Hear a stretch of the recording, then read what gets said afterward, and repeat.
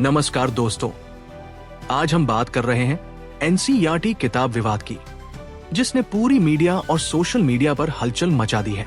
आप देखेंगे कि क्यों सुप्रीम कोर्ट ने शिक्षा सचिव और एनसीईआरटी निदेशक को अवमानना का कारण बताओ नोटिस जारी किया। चलिए विस्तार से जानते हैं पूरा मामला। हाल ही में एनसीईआरटी ने कक्षा 8 के सामाजिक विज्ञान की नई किताब जारी की। इस किताब में एक अध्याय ऐसा था जो न्यायपालिका पर केंद्रित था। अध्याय में न्यायपालिका में भ्रष्टाचार, लंबित मामलों की संख्या और शिकायतों की जानकारी दी गई थी। किताब का उद्देश्य छात्रों को न्यायपालिका की चुनौतियों से अवगत कराना बताया गया, लेकिन सुप्रीम कोर्ट ने इसे गंभीर रूप से गलत करार दिया। कोर्ट ने कहा कि अगर बिना संतुलन के ऐसी जानकारी छात्रों तक पहुंचाई गई तो न्यायपालिका की प्रतिष्ठा को ठेस पहुंच सकती है। सुप्रीम कोर्ट ने स्वतः संज्ञान लिया और चीफ जस्टिस सूर्यकांत की अध्यक्षता वाली बेंच ने एनसीईआरटी की इस सामग्री पर नाराजगी जताई। मुख्य न्यायाधीश ने कहा, कोर्ट की गरिमा और सम्मान को किसी भी तरह से बदनाम नहीं होने दिया जाएगा। कोर्ट ने यह भी कहा कि ये कदम संवेदनशील और सोच समझकर किया गया गलत प्रयास प्रतीत होता है, जो न्यायपालिका की प्रतिष्ठा को कम करने का प्रयास हो सकता है। एनसीईआरटी ने तुरंत जवाब दिया और विवादित किताब का वितरण रोक दिया। एनसीईआरटी का कहना है कि ये एक अनजानी गलती थी।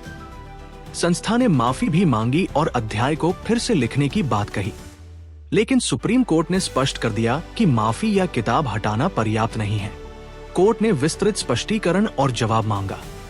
अब मुख्य बात को क्यों नोटिस?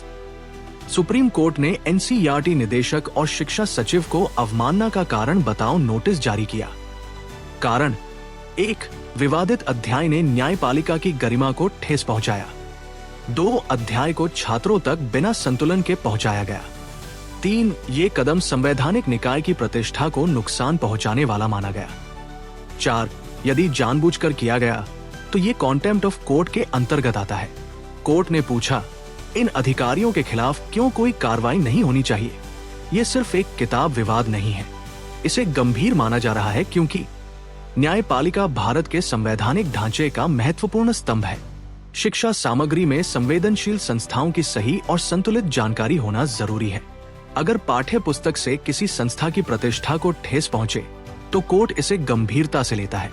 सुप्रीम कोर्ट ने स्पष्ट किया कि शैक्षणिक सामग्री संतुलित, तथ्यात्मक और संदर्भित होनी चाहिए ताकि छात्रों का सही ज्ञान विकसित हो।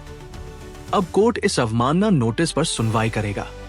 एनसीईआरटी और शिक्षा मंत्रालय को जवाब देना होगा कि अध्याय क्यों तैयार किया गया, निर्णय प्रक्रिया कैसी थी, क्या संतुलन और उचित संदर्भ दिया गया, संविधान और अन्य निकायों का सम्मान सुरक्षित रखा गया।